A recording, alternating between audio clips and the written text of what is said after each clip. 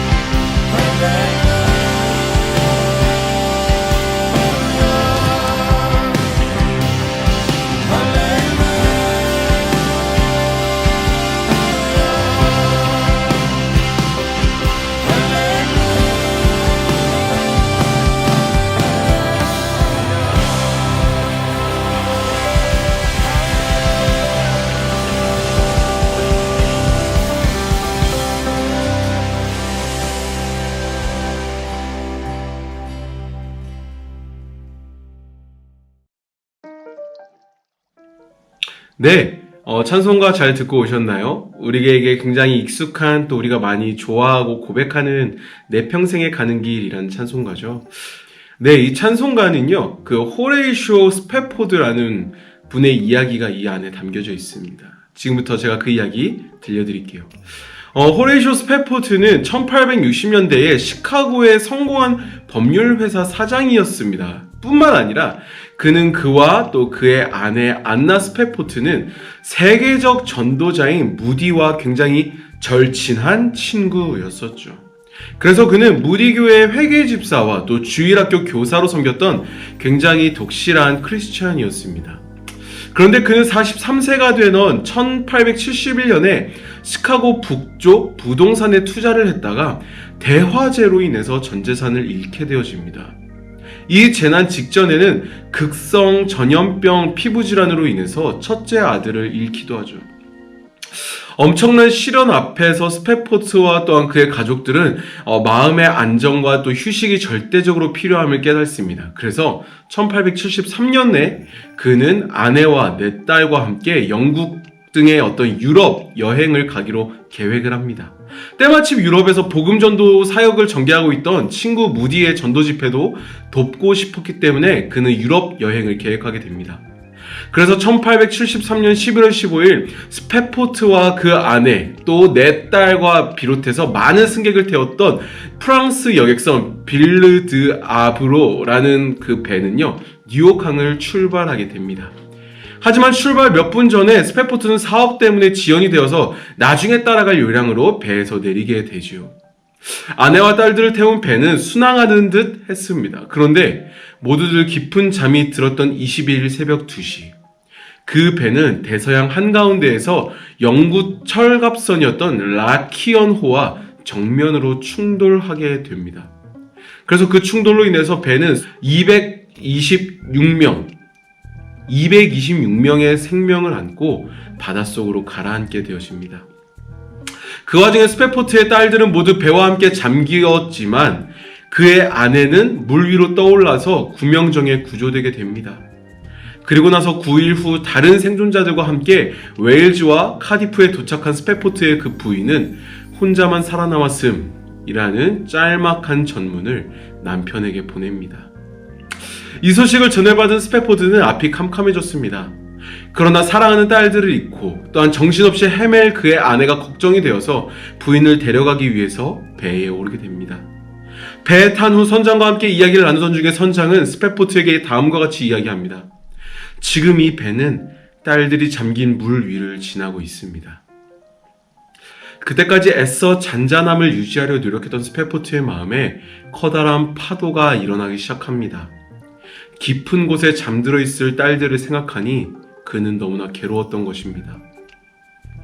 그는 선실로 돌아와서 아픔과 슬픔으로 밤이 지새도록 하나님께 울부짖었다고 합니다.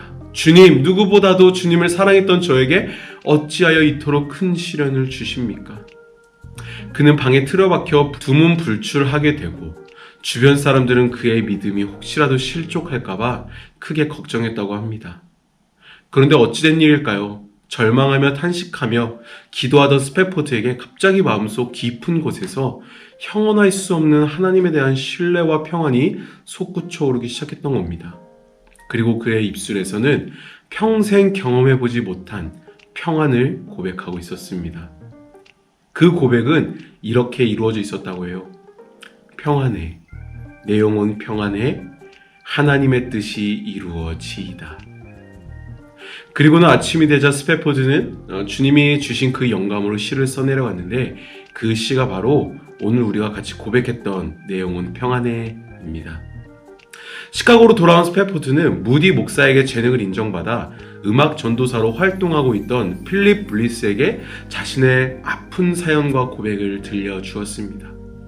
그 고백과 시에 감동받은 블러스는 바로 그 자리에서 곡을 붙였습니다. 그래서 탄생에 되어진 찬송가, 그렇게 만들어진 찬송가가 바로 찬송가 470장 내 평생에 가는 길입니다. 네, 여러분, 이 찬양에 담겨져 있는 이야기를 이렇게 떠올리시면서 또 이 찬송가에 담겨져 있는 가사를 우리가 떠올리면서 오늘 우리에게 주는 메시지가 있다면 무엇일까요? 네, 바로 이 찬송가에 담겨져 있는 고백일 것입니다. 어떤 고백이 담겨져 있습니까? 내 영혼 평안해, 내 영혼 평안해, 내 영혼 평안해. 사실 우리는 시련과 고난을 마주할 때에 실수하는 혹은 놓치는 부분이 하나 있습니다. 그것은 무엇이냐면 우리의 영혼을 컨트롤하지 않는다라는 것이지요.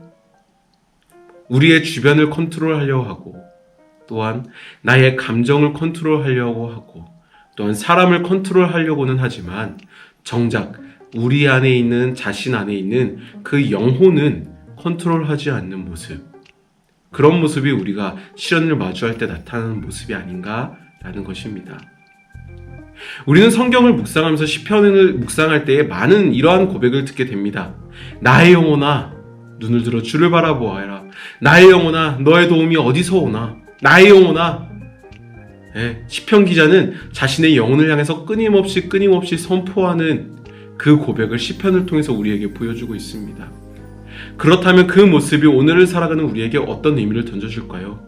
네, 우리도 우리의 영혼을 향해서 선포할 수 있어야 된다는 겁니다. 어떤 무속적인 이야기를 하는 것이 아닙니다. 제가 말하는 것은 하나님의 은혜 안에 우리의 영혼을 다시 한번 집중시켜야 한다는 것이지요. 그래서 나의 영혼아, 시련 가운데 있는 나의 영혼아, 두려움 가운데 있는 나의 영혼아, 하나님만 바라라.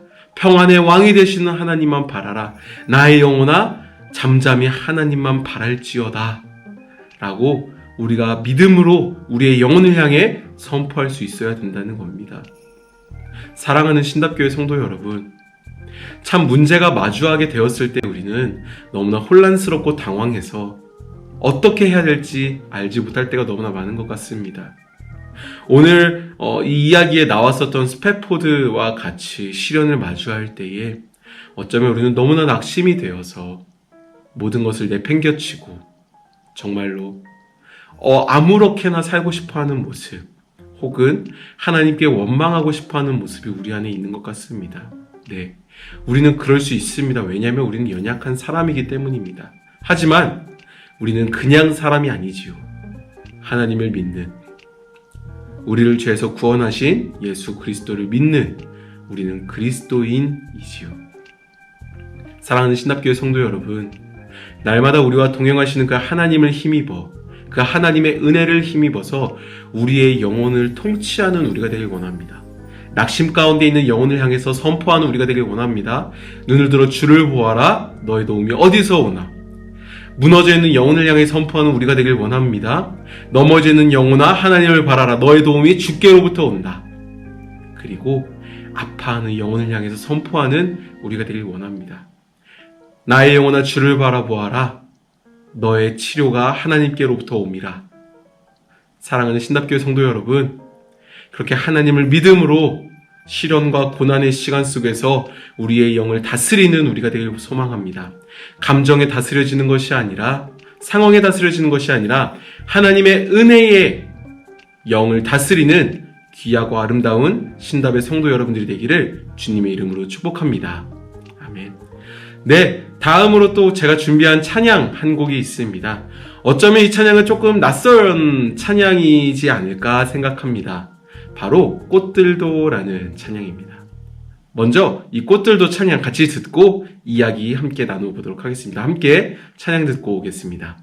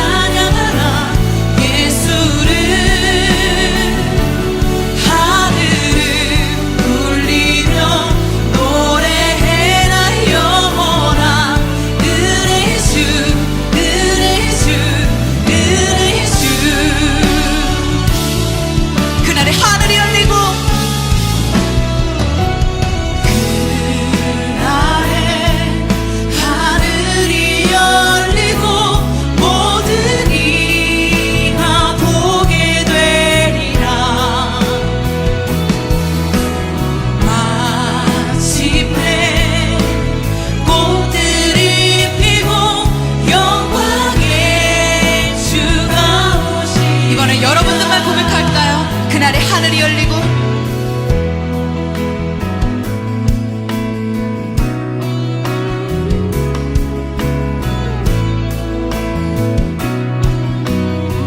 마침내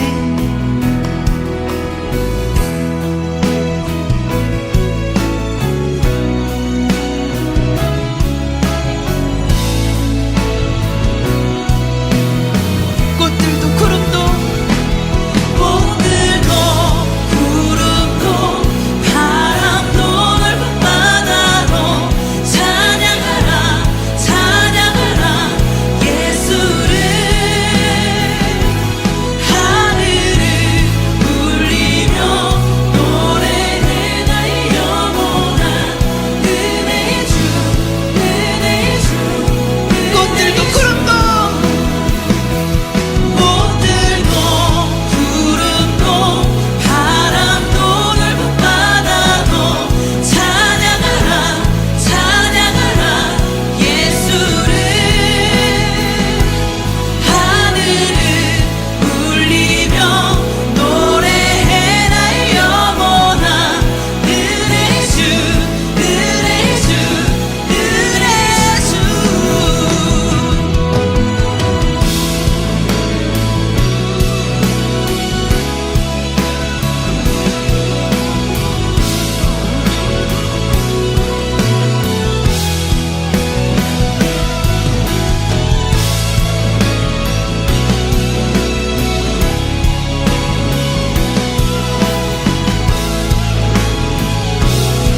꽃들도 구름도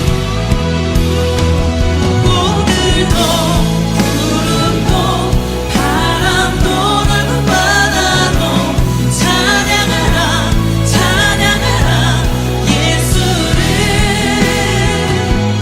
하늘을 울리며 노래해 나의 영원한 은혜의 주 은혜의 주 우리의 목소리로 고백하겠습니다. 꽃들도 구름도 꽃들도 구름도 바람도 넓은 바다도 찬양하라 찬양하라 예수를 하늘을 울리며 노래해 나의 영원한 은혜의 주 은혜의 주 은혜의 주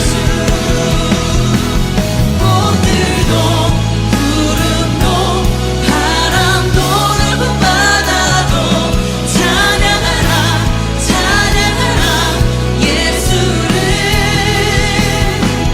하늘을 울리며 노래해 나의 영원한 은혜의 주 은혜의 주 은혜의 주 은혜의 주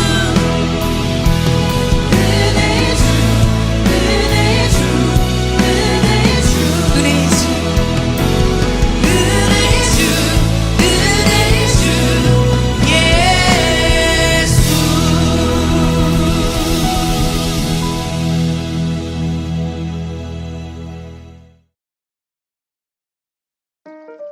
네, 찬양 잘 듣고 오셨나요? 사실 우리에게 이렇게 꽃들도로 알려진 이 찬양은 일본 찬양입니다. 그래서 일본에서는 하나모라고 이렇게 불려지고 있죠. 이 하나모라는 찬양은요, 일본 삿포로에서 이렇게 메빅이라는 이름의 그 교회가 있는데, 그 메빅 교회의 우치코시 치요시 목사님께서 2003년에 발표한 어린이 찬양입니다. 사실 일본에서도 이 찬양은 유명하지 않습니다. 잘 알려지지 않은 이 찬양을 발굴해서 일본과 한국에 알린 사람이 바로 한국인인데, 이준석이라는 찬양사역자 선교사님이십니다. 여러분, 이 이준석 선교사님은요, 이 하나모를 듣던 첫 순간을 이렇게 기억하고 계세요. 하나모를 듣는 순간 큰 감동을 받았습니다. 언젠가 일본어 앨범을 발표할 수 있는 기회가 온다면 이 찬양을 발표해서 일본 교회에 꼭 알리고 싶습니다 라고 말이죠. 이 선교사님께서 처음 하나모를 듣게 된 거는요, 2007년이었습니다. 2007년에 선교 훈련을 받기 위해 일본을 찾았을 때였다고 해요. 당시 찬양사역자의 꿈을 내려놓고 그냥 교회 선배를 쫓아서 도망치듯이 찾은 땅이 바로 일본이었는데, 그곳에서 오히려 찬양을 통해 큰 위로와 감동을 받았었다고 합니다. 단순히 그것은 그 위로는 하나모, 그 꽃들도의 선율, 어린이 찬양이었던 하나모의 선율이 좋아서가 아니었다고 해요. 그 하나모라는 찬양을 부르면 부를수록 노랫말이 이 선교사님의 마음에 와닿았다고 합니다. 그래서 그는 혼자인 것 같지만 혼자가 아니라는 일본 성도들의 신앙 고백 같이 들렸고, 그 고백은 그 선교사님, 이 선교사님 자신의 고백이 되었었다라고 이야기해주고 있습니다. 그런 선교사님께는 이런 이야기가 있어요. 이 선교사님은 사실 가족 중에서 혼자만 신앙생활을 가지고 생활을 했던 분이라고 합니다. 그래서 그 안에 많은 어려움이 있으셨다고 해요. 그런데 일본 성도들에게도 마찬가지로 가족 친구와 관계가 끊기고 쫓겨난 일들이 일본에 있는 그리스도인들에게는 당연했었던 거라고 해요. 과거 우리가 알고 있는 것처럼 유례가 없을 정도로 잔혹한 탄압이 있었기 때문에 몇백 년이 지난 지금도 교회에 나간다라고 하면 죽거나 집안에 우환이 생긴다는 어떤 미신적인 인식이 일본 안에 아주 뿌리 깊게 내려져 있었기 때문이라 그래요. 그런데 이 선교사님은 일본 성도의 모습을 보면서 자신을 떠올렸다고 합니다. 사실 선교사님의 그 가정은요, 무속인 가정이었다고 해요. 그 무속인 가정에서 태어난 그가 선교사로서 신앙생활을 지키기까지는 무수히 많은 고난과 핍박이 있었다라고 해요. 무엇보다 가장 큰 아픔은 다른 것보다도 가족들과의 마찰이었던 거죠. 그래서 심지어 그는 결혼식도, 우리 선교사님은 결혼식도 혼자 치러야만 했었다고 합니다. 그런 선교사님에게 1년 동안의 선교 훈련은 사실 어떤 고난, 어려움, 역경이 아니라 오히려 회복의 시간이 되었었다고 해요. 좋은 선교사를 만나 훈련을 받게 됐고 일본 교회에 출석을 하게 되었다고 합니다. 비록 일본말은 몰랐었지만 일본 성도님들과 함께 신앙생활을 하면서 교제의 즐거움도 알게 되어갔다고 합니다. 어느새 그 선교사님의 마음에는 일본에 대한 사랑으로 가득 차 있었다고 해요. 그래서 선교사님이 이렇게 말씀하십니다. 그렇게 싫어하는 일본에 와서 이렇게 큰 은혜를 받았으니 일본 교회와 또 믿지 않는 사람들을 위해서 복음을 전할 수 있도록 찬양할 수 있는 길을 열어주십시오 주님. 이렇게 그는 기도를 했었다고 해요. 2008년 선교 훈련이 끝나고 나서 한국에 돌아온 뒤에도 선교사님은 일본을 향한 기도를 멈추지 않았다고 합니다. 그 후 4년이 지난 2012년 가을 일본 목사님에게서 반가운 연락이 하나 왔다고 해요. 그것은 바로 가스펠 그룹이었던 NCM2 콰이어의 오디션을 볼 수 있겠냐라는 제의가 왔었다고 합니다. NCM2 콰이어는 결성된 지 33년 된 그룹으로서 전 멤버가 일본계의 미국인으로 구성이 되어 있는 어떤 가스펠 콰이어 팀이었다고 해요.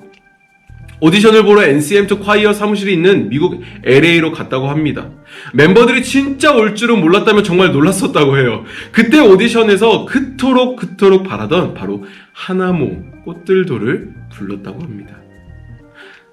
그 꽃들도를 불렀을 때 그 NCM2 멤버들이 처음 듣는 찬양인데 너무 좋다면서 바로 앨범으로 만들고 싶다라고 이야기를 했었다고 해요. 그래서 2013년 봄에 하나모 꽃들도가 드디어 일본에서 앨범으로 발매하게 됩니다. 그리고 유튜브에 올렸던 그 뮤직비디오는 조회수가 수십만 회를 넘기게 되었다고 해요. 일본 성도들도 몰랐던 그 하나모라는 어린이 찬양이 일본 교회에서 불리어졌고, 또 2017년에는 뭐 제이워십이라든지 마커스 워십이라든지 등등의 정말 많은 찬양 단체들이 번역하고 발표하면서 한국 교회에서도 이 찬양이 널리 퍼지기 시작했다라고 하더라고요. 여러분, 이 하나모에 담겨져 있는 이야기, 그리고 또 하나모를 작곡한 우리 선교사님의 이야기를 이렇게 떠올리면서 오늘 우리에게 주는 메시지가 있다면 무엇일까요? 네. 사실 저는 이런 이야기를 해드리고 싶습니다. 짧은 간증인데요. 저도 사실은 저희 가정에서 원래 혼자 믿는 사람이었습니다. 아버지는 교회를 전혀 다니지 않으셨고 제사를 굉장히 성실히 모시던 분이었고, 어머니도 교회를 다니셨었지만 이제 결혼하시고 나서 신앙을 내려놓으셨던 분이셨죠. 심지어 저의 이름을 이렇게 만들어주신, 혹은 받아주신 할머니는, 저희 친할머니는 이렇게 절에서 보살님으로 불리는 약간 권사님급인 것 같아요. 네, 그런 분이셨습니다. 그런 가정에서 저는 고등학교 1학년 때 우연히 교회에 나가게 돼서 예수님을 영접하게 되었죠. 그런데 참 신기한 게 뭔지 아십니까? 그 하나님께서는 저를 통해서 우리 가정 가운데 복음을 전하셨다는 겁니다. 제가 사실 뭘 한 건 없습니다. 그냥 부흥회 때 가족을 위해서 열심히 기도하고, 수련 때 가족을 위해서 열심히 기도하고, 우리 가족이 예배를 드리는 가족이 되게 해주십시오, 우리가 하나님을 믿는 가족이 되게 해주십시오라고 기도한 거 말고는 정말 없었습니다. 근데 정말 놀라운 것은 그렇게 기도를 한 후에 시간이 지나서 어느 날 우리 어머니가 다시 교회를 나오게 되고, 또 하나님을 믿지 않았던 저희 누나가 교회에 나오게 되고, 제사를 성실히 지내던 저희 아버지가 교회로 나오게 되고, 절에서 보살님을 하셨던 저희 할머니가 교회로 나오게 되고, 그래서 저희 가정 예배를 함께 드리는 역사가 저희 집안에 있었다는 겁니다. 사실 이건 저의 개인적인 이야기지만 이런 이야기들을 통해서 우리가 기억해야 될 게 한 가지 있습니다. 그것은 뭐냐면 이겁니다. 기도의 끈을 우리는 절대 놓치지 말아야 한다라는 겁니다. 저도 신앙생활을 하면서 저 혼자 하나님을 믿으며 신앙생활을 할 때 정말 많은 어려움이 있었습니다. 교회를 나가지 말라는 아버지의 어떤 호통도 있었고요. 또 교회에서 기도를 할 때면은 너 공부는 안 하고 여기서 뭐 하는 거냐 라고 하면서 어머니께 혼날 때도 있었고요. 또 친구들에게는 너 예수에 미쳤다 라고 하면서 이렇게 식기도를 할 때면 친구들이 저를 숟가락으로 머리를 이렇게 때리기도 했습니다. 이런 고난들을 경험했던 저의 신앙생활이었습니다. 너무나 힘들고 아팠지만 저는 그 가운데서도 절대 포기하지 않았습니다. 하나님께서 우리 가정을 변화시키실 것을, 또 하나님께서 저의 주변에 복음을 흘러가게 하실 것을 말이죠. 그래서 저는 그 힘을 믿습니다. 놓지 않는 기도의 힘을 저는 믿습니다. 사랑하는 신답교회 성도 여러분, 참 지금 살아가는 시대가 기도를 한다라고 하면 무시하고 아직도 그런 걸 하냐 이야기하는 시대지요. 그리고 기도보다 다른 어떤 것을 더 열심히 하라고 오히려 나의 열심을 추구하는 시대가 지금의 시대지요. 하지만 저는 오늘 여러분들에게 도전합니다. 여러분, 지금은 기도해야 하는 때입니다. 나를 위해서, 가정을 위해서, 교회를 위해서, 그리고 이 시대를 위해서 지금은 기도해야 할 때입니다. 그래서 우리 중고등부 친구들은요, 참여도가 그렇게 높진 않지만 매일 월요일부터 금요일까지 저녁 10시 반부터 11시까지 유튜브를 통해서 같이 찬양을 나누면서 기도회를 하고 있습니다. 신답교회 성도 여러분, 우리가 이 시간 같이, 우리가 오늘 또 이 시대 가운데 함께 기도의 용사가 되기를 소망합니다. 기도 제목이 있으십니까? 그 끈을 놓지 마십시오. 낙심되는 마음이 있으십니까? 그럼에도 기도의 끈을 놓지 마십시오. 왜입니까? 네, 지금도 우리의 삶 가운데 일하신 하나님이 함께 하시기 때문입니다. 그래서 꽃이 피어나지 못할 곳에 꽃을 피어나게 하시고, 생명이 도저히 찾을 수 없는 그곳에 생명이 솟아나게 하시는 그 하나님이 지금 우리의 기도를 들으시고 우리의 삶 가운데 역사하셔서 우리의 삶 속에서 일하고 계실 것이기 때문입니다. 이 시대 가운데 기도의 용사로 살아가는 신답의 성도 여러분들이 되길 원합니다. 그래서 그 기도를 통해서 가족이 변화되고, 내가 변화되고, 세대가 변화되고, 그래서 이 땅 가운데에 하나님의 나라를 세워가는, 기도로 하나님의 나라를 세워가는 우리 신답의 성도 여러분들이 되기를 주님의 이름으로 축복합니다. 네, 오늘도 찬양 두 곡 같이 나누어 보았는데요. 한 주간 우리 성도님들의 삶을 통해서 그 찬양의 향기가 세상 속에, 또한 삶의 자리 가운데에 흘러가게 되기를 소망합니다. 저는 또 다음 주에 찬송과 찬양 각각 한 곡씩 두 곡을 가지고 오겠습니다. 다음 주 다시 뵐 때까지 영적으로 육적으로 강건하시기를 기도하겠습니다. 다음 이 시간에 뵙겠습니다. 감사합니다.